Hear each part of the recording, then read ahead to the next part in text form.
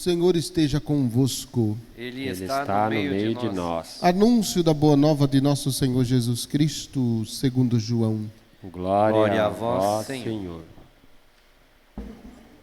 Houve uma festa dos judeus e Jesus foi a Jerusalém. Existe em Jerusalém, perto da Porta das Ovelhas, uma piscina com 5 pórticos, chamada Betesda, em hebraico. Muitos doentes ficavam ali deitados, cegos, coxos e paralíticos. De fato, um anjo descia de vez em quando e movimentava a água da piscina, e o primeiro doente que ali entrasse, depois do borbulhar da água, ficava curado de qualquer doença que tivesse. Aí se encontrava um homem que estava doente havia 38 anos. Jesus viu o homem deitado e, sabendo que estava doente há tanto tempo, disse-lhes: "Queres ficar curado?" O doente respondeu: "Senhor, não tenho ninguém que me leve à piscina quando a água é agitada. Quando eu estou chegando, outro entra à minha frente." Jesus disse: "Levanta-te, pega a tua cama e anda." No mesmo instante, o homem ficou curado, pegou a sua cama e começou a andar. Ora, esse dia era sábado. Por isso, os judeus disseram ao homem que tinha sido curado: "É sábado, não te é permitido carregar a tua cama." Ele respondeu-lhes: "Aquele que me curou disse: pega a tua cama e anda." Então lhe perguntaram: "Quem é que te disse: pega a tua cama e anda?" O homem que tinha sido curado não sabia quem fora, pois Jesus se tinha afastado da multidão que se encontrava naquele lugar. Mais tarde, Jesus encontrou o homem no templo e lhe disse: "Eis que estás curado. Não voltes a pecar para que não te aconteça coisa pior." Então o homem saiu e contou aos judeus que tinha sido Jesus que o havia curado. Por isso os judeus começaram a perseguir Jesus, porque fazia tais coisas no dia de sábado. Palavra da salvação.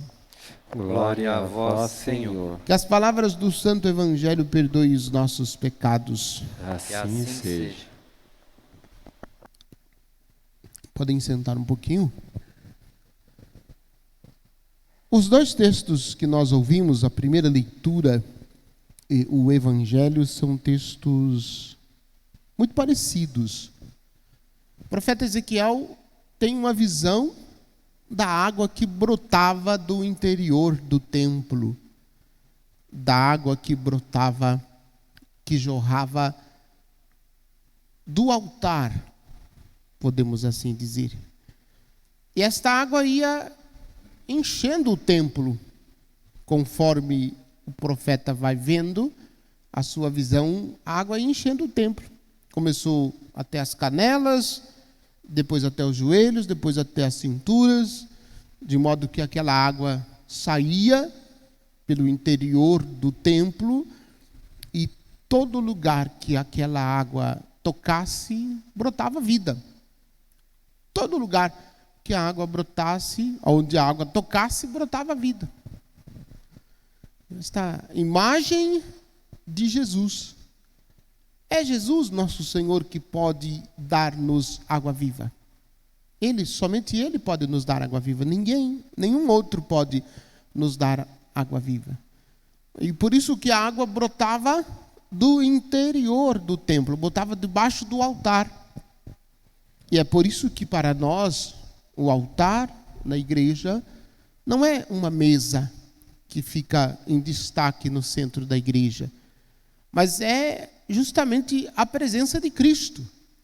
A presença de Cristo. Tanto é que quando o padre se aproxima do altar, o primeiro gesto do padre ao aproximar-se do altar é beijar o altar, porque é justamente a presença de Cristo.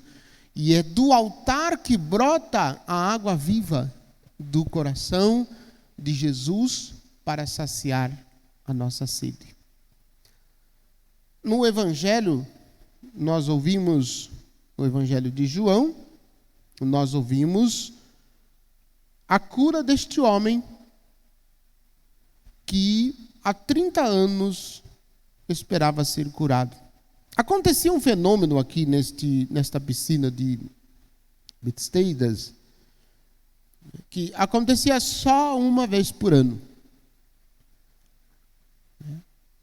Diz o texto que descia um anjo, agitava a água, e o primeiro enfermo que entrasse ali naquela água, depois do borbulhar da água, ficava curado de qualquer doença. Aí Jesus se aproxima do homem e faz uma pergunta, né, que enquanto eu lia, eu também ria, porque fiquei pensando, Jesus perguntar para o homem, fazer essa pergunta, né, queres ficar curado? E aí eu fiquei pensando que o homem deve ter respondido assim, não, eu gosto de ver a água borbulhar e por isso eu fico aqui sentado esperando ver todo ano a água borbulhar. Né? Porque a pergunta de Jesus é uma pergunta, né, extremamente inteligente.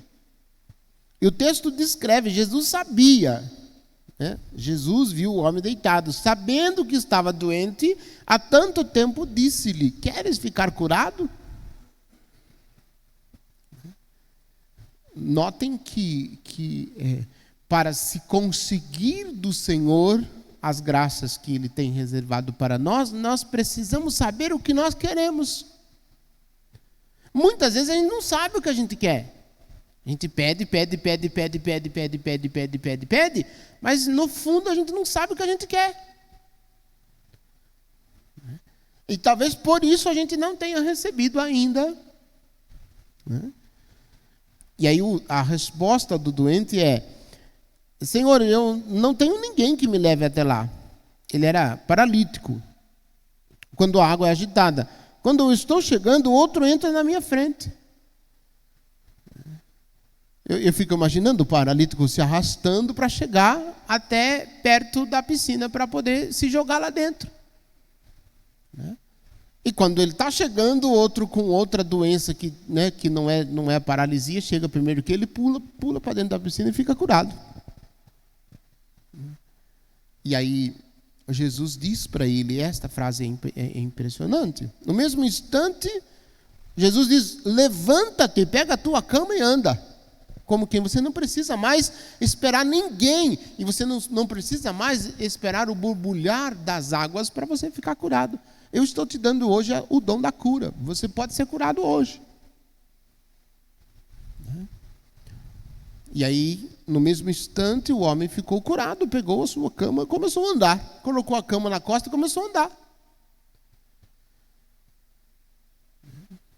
E aí os doutores da lei, os judeus, né, disseram, é sábado, não te é permitido carregar a tua cama. Viram ele carregando a cama e perguntaram, o que você está fazendo com a sua cama nas costas? Hoje é sábado, hoje não pode fazer isso. O que você está fazendo isso? E a resposta é contundente. Aquele que me curou disse, pega a tua cama e anda. E aí, eles queriam saber quem é que tinha dado a este homem a ordem de andar com a sua cama. Ele não sabia que era Jesus.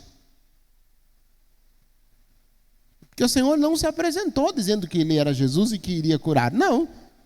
O Senhor simplesmente perguntou para ele se ele queria ficar curado. Ele disse que sim. O Senhor disse, então pega a sua cama e anda, a partir de agora. E os judeus ficaram bravos, ficaram chateados, porque este homem estava carregando a cama no dia de sábado, que não era permitido fazer. Então, lhe perguntaram, quem é que te disse, pega a tua cama e anda? Aí, depois, no templo, né, ele descobre que aquele que havia dado esta ordem a ele, que havia curado, era Jesus. E aí ele sai contando para todo mundo que era Jesus. E notem que Jesus dá uma recomendação, Jesus faz uma recomendação ao homem, dizendo, eis que estás curado, não voltes a pecar para que não te aconteça coisa pior. Não voltes a pecar para que não te aconteça coisas pior. É interessante essa observação. Depois que isso aconteceu e que descobriram que era Jesus, começaram a perseguir Jesus. Por isso os judeus começaram a persegui-lo, porque fazia tais coisas no dia de sábado. Começaram a perseguir Jesus porque Jesus curou alguém no dia de sábado e fez alguém carregar a maca no dia de sábado. Não podia curar no dia de sábado. No dia de sábado tem que deixar morrer, não pode deixar curar, não pode curar. Era isso que eles estavam, né? E aí começam a perseguir Jesus. E o motivo dessa perseguição vai culminar depois na crucifixão de Jesus, como nós vamos ouvir nos textos posteriores. Agora, um detalhe que é importante você perceber. O Evangelho de João vai narrar 7 sinais. Nós estamos no 3º sinal, né? Teremos mais 4. Não sei se vamos ouvir durante esse tempo de Quaresma, mas são 7 sinais. O primeiro, as bodas de Caná. Jesus transformou a água em vinho. O segundo é a cura do oficial do rei, que nós ouvimos no texto de ontem. O terceiro, do evangelho de hoje, e acho que nós iremos ouvir nos próximos dias o 4º. E o 5º, nós iremos ouvir nos próximos dias. Então, observamos que Jesus, ele tem para nós algo novo. Ele tem para nós uma novidade. E para que nós possamos experimentar essa novidade, nós precisamos acreditar e tornarmos-nos discípulo dele, segui-lo em tudo e fazer aquilo que ele nos ensinou. Que ele nos conceda esta graça para que nós possamos verificar os sinais que ele tem manifestado também em nossa vida. Louvado seja nosso Senhor Jesus Cristo.